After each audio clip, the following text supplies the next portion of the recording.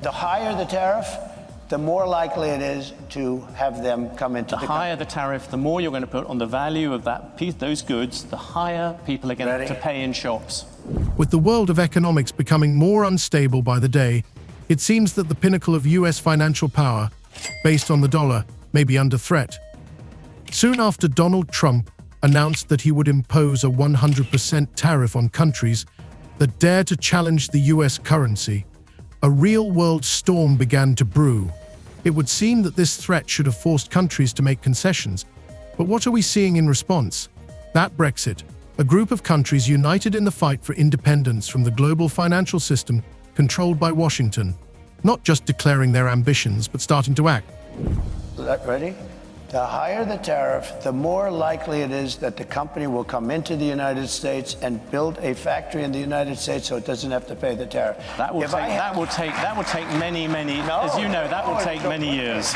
In fact, I'll tell you, there's another theory is that the tariff, you make it so high, so horrible, so obnoxious that they'll come right away. When I do the 10%, 10% is really, first of all, 10% when you collect it is hundreds of billions of dollars. The numbers that you're talking, all reducing our deficit. But really, so there's two ways of looking at a tariff. You can do it as a money-making instrument, or you can do it as something to get the companies. Now, if you want the companies to come in. What we have just learned, the BRICS countries are not only creating their own settlement systems, but have also launched projects that could shake the entire economic structure behind the US dollar. Brazil, for example, is developing the PIX system, which will bypass the dollar in international settlements. The system will run on the local currency, the real, and it is already launching the first transactions. And this is just the beginning. It is becoming clear that the countries that make up this coalition are ready to act decisively, challenging the established order. These are not just moves, they are a real financial blow to the dollar. You might think that these are all just words, but the facts say otherwise. While the US is playing its economic cards by subjecting its allies to new tariffs, countries like China, India, and Russia are going even further. They're not just making deals, they're creating their own financial instruments, using their own national currencies, and even embedding blockchain systems that are independent of US control. And police in Italy are investigating possible arson after a fire destroyed more than a dozen Tesla vehicles. Elon Musk is calling the incident at a Rome dealership terrorism. This comes as Tesla has been the target of recent protests around the world. At the same time, Trump's actions are beginning to take a toll, not just on the international economy, but on America itself. Markets are falling, the outlook for the economy is worsening, and thousands of Americans are beginning to wonder, what will happen to the dollar if it loses its role in global payments? If countries start moving away from the dollar, where will the US economy end up? This threat no longer seems distant. Already today we see the dollar losing its position amid the reaction of major global players. And this is not the end. In response to the US economic maneuvers, Europe and Canada are beginning to act no less decisively, forming new alliances and significantly increasing their economic and military dependence on each other, rather than on the US. Military supply agreements, new trade barriers, and retaliatory tariffs all signal a global reorganization, the consequences of which could greatly affect not only America, but every corner of the planet. US President Donald Trump has announced a 25% tariff on all car and light truck imports into the country. It's due to come into effect on April 2nd. Economists and world leaders are warning that it will be a tax on consumers and have a chilling effect on the global economy. But to Americans, Trump paints a rosy picture, predicting that the levies will spur growth. But what does this mean for you and me? To ordinary people whose world depends directly on the stability of the economy. Will the US be able to maintain its status as the world's economic leader? Or are we on the threshold of a new era where the dollar is no longer the only choice? This is the question that concerns each of us, and it is the question we will try to answer in this video. In 2024, amid rising international tensions, Donald Trump has emphatically declared that any country that tries to create an alternative to the US dollar or endorses a currency that could challenge its dominance in the global economy will face immediate consequences. He promised to impose a 100% tariff on any deals these countries would make with the US, effectively excluding them from the global financial game. This was the moment when economic warfare was taken to the next level. Trump, as a man who has always relied on the strength of the US, could not allow his country to lose control of the global monetary system. He saw the dollar not just as an instrument of trade, but as a symbol of American power that allowed the US to hold the key levers of the global economy in its hands. However, his words had not only theoretical significance, but also practical significance. They provoked a strong reaction from the countries in the BRICS bloc: Brazil, Russia, India, China, and the Republic of South Africa. These countries, feeling threatened, decided not just to respond to the challenge, but to embark on a massive program to create a financial system capable of bypassing the dollar. They're doing what they should be doing, perhaps, for the European Union, but it does create ill will. And as you know, we're going to be doing reciprocal tariffs. So whatever they charge us, we're charging them. No matter how Trump tried to hold his position, the BRICS countries began to act step by step. First of all, Brazil got involved, which, as the BRICS bloc's chairman in 2024, made the first decisive step. The country, which announced its intention to expand its PIX system, which was already being used for domestic payments at the time, immediately began actively working to introduce international payments based on the real, Brazil's national currency. The platform, which reaches 150 million users domestically, soon began conducting test transactions with Argentina, Uruguay, and Paraguay. Although the speed of transactions left much to be desired at first, the country was already aiming to create a system that could completely replace the dollar on the international stage in the future. However, Brazil was not alone. Soon, other BRICS countries began to take similar steps. Russia, which has always actively sought to reduce its dependence on the dollar, entered into an agreement with China allowing for settlement in yuan and rubles. At the same time, India and Russia began buying and selling oil on the market in rubles and rupees, which also demonstrated a strong dependence on the ruble and attempts to move away from the dollar in international trade. South Africa, in turn, increased its use of the Chinese yuan in its transactions with Beijing. This whole process could be called not just a maneuver, but a real economic movement aimed at creating an independent financial system. All these moves had one thing in common: abandoning the dollar in favor of other currencies. After weeks of whiplash, Trump threatening tariffs, imposing some, and walking back others, many Americans are feeling the uncertainty. In Swisher, Iowa, distillery owner Jeff Quint says it's paralyzing. The bourbon industry is going to be collateral damage in this tariff war. I don't really think there's any way around that. And he's not alone. Tonight, the majority of Americans, 61%, now say they disapprove of how the president is handling tariffs. 56% say they disapprove of his handling of the economy overall. But the president has dismissed those concerns tonight, saying he has the right to change course. One of the most ambitious steps in this direction was the creation of the BRICS Pay project. This project would be a breakthrough, in fact, a global financial revolution, in which public and private financial institutions of the participating countries would be able to make settlements without intermediaries in the form of financial organizations such as SWIFT, which had previously supported the dollar as the main currency for international transactions. Instead, BRICS would create a fully decentralized platform based on blockchain technology that would allow not only currency exchange, but also protection from external economic pressure. All of this would allow the bloc's countries to transition to a fully independent financial system. After Trump imposed those sweeping 25% tariffs on aluminum and steel imports, the European Union retaliating with tariffs on up to $28 billion of U.S. goods. Trump making it clear this isn't over, vowing to respond in kind with sweeping retaliatory tariffs early next month. The process of transition from the dollar to national currencies and a new settlement instrument was reinforced by another important step. It is a massive accumulation of gold by BRICS countries. In 2 years, the bloc collected 600 tons of gold, which not only provided financial protection in case of crisis, but also served as a symbol of independence from external influence. Gold became a kind of financial shield that allowed countries to protect themselves from possible currency attacks from the US and Europe. In this context, it is important to emphasize that BRICS acted not only as a financial force but also as a political alternative to US dominance. With Elon Musk's views on weighing into very much national politics, national elections in Europe.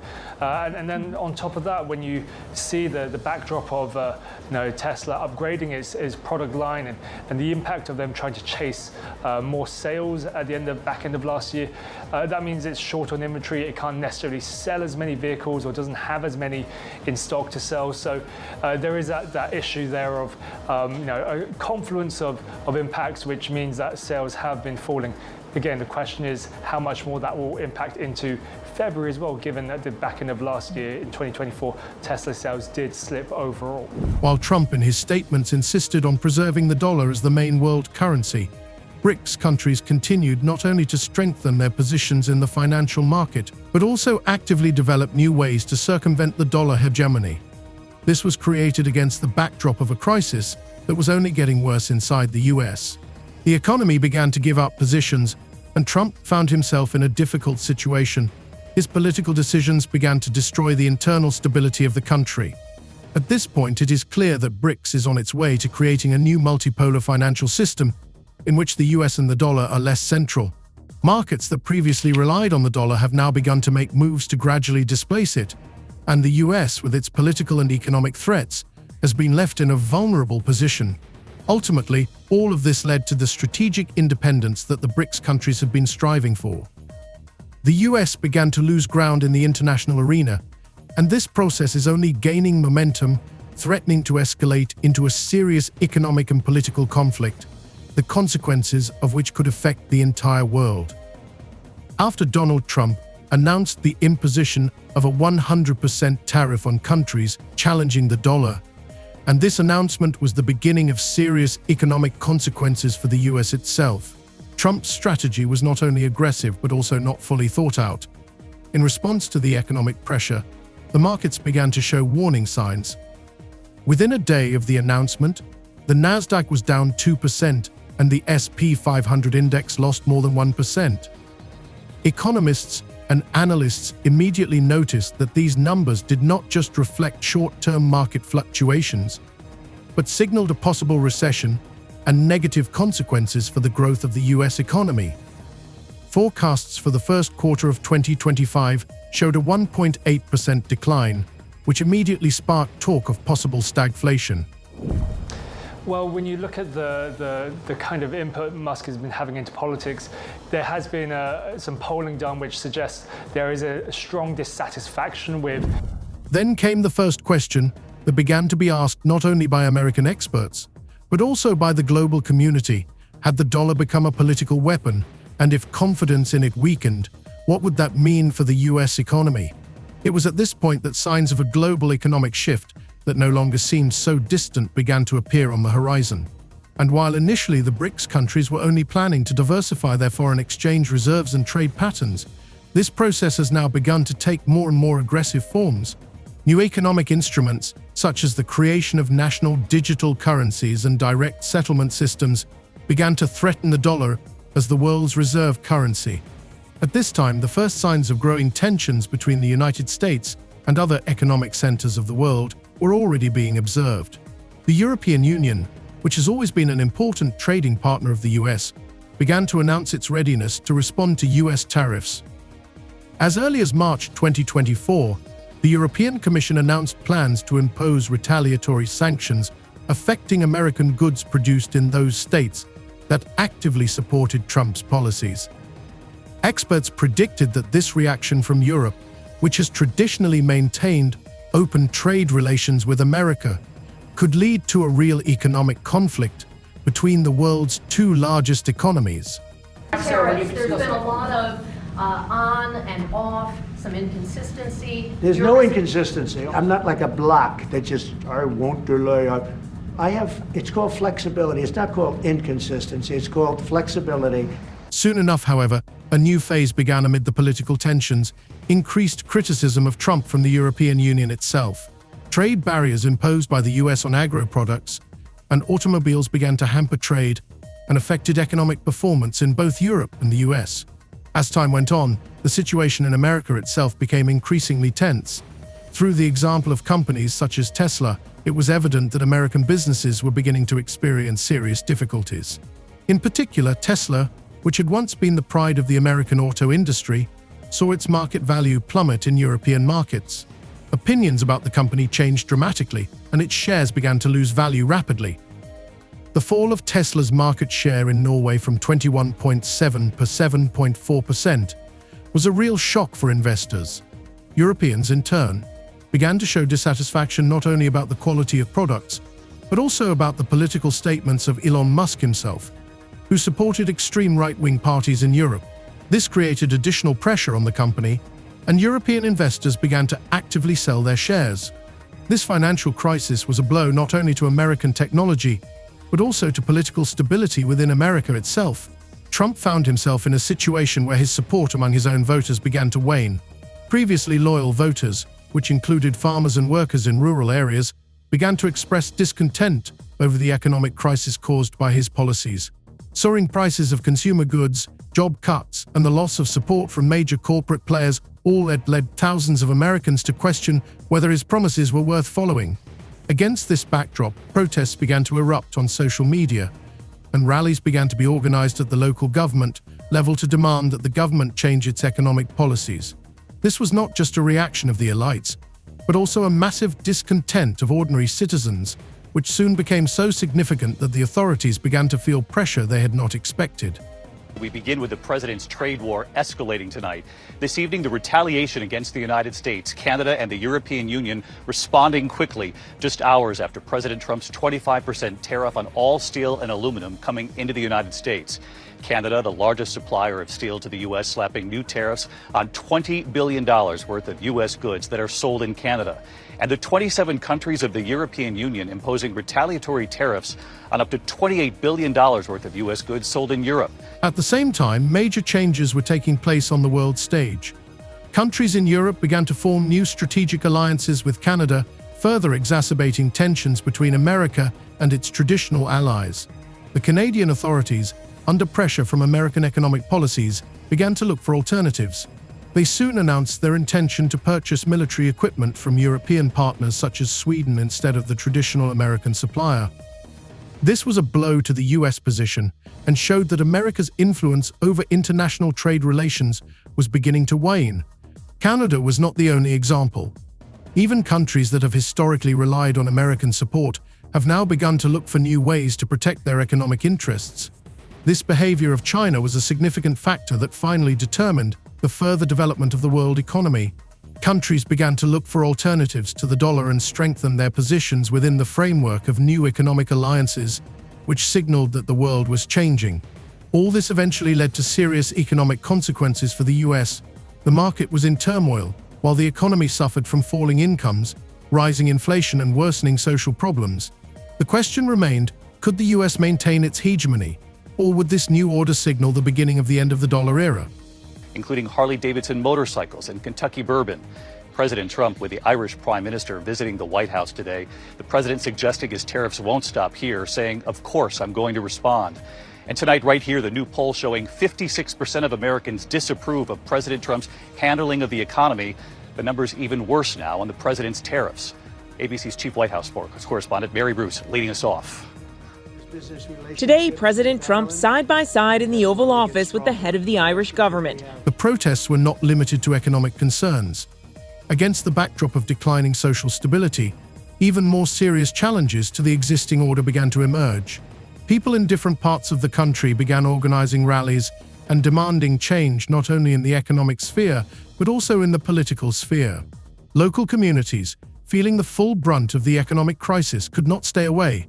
It was not only farmers or laborers, but also people in small towns whose lives were completely dependent on the success of the economy. These people began to wonder, could they even trust the government that had brought the country to such a state? At this time, the world's attention was focused on the economic consequences of Trump's policies. Unlike his supporters in America, the world community assessed his actions as steps leading to the destruction of global economic stability. Countries in Europe and Asia began to speak openly about the need for a new world economic order, where the US would no longer play the role of a global economic leader.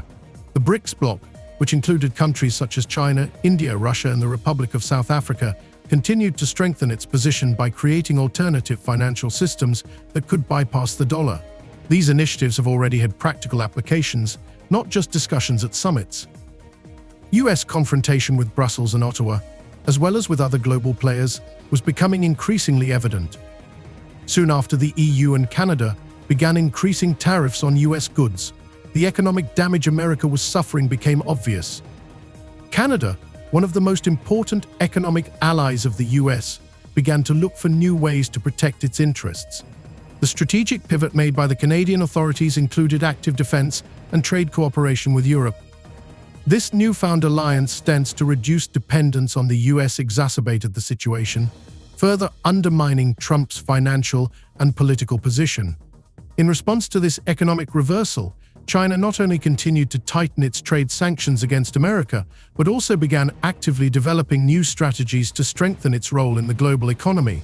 The country actively invested in creating a new center of global trade where the dollar would play a smaller role. These moves reflected a significant shift in the global financial architecture, where America could no longer dictate its terms.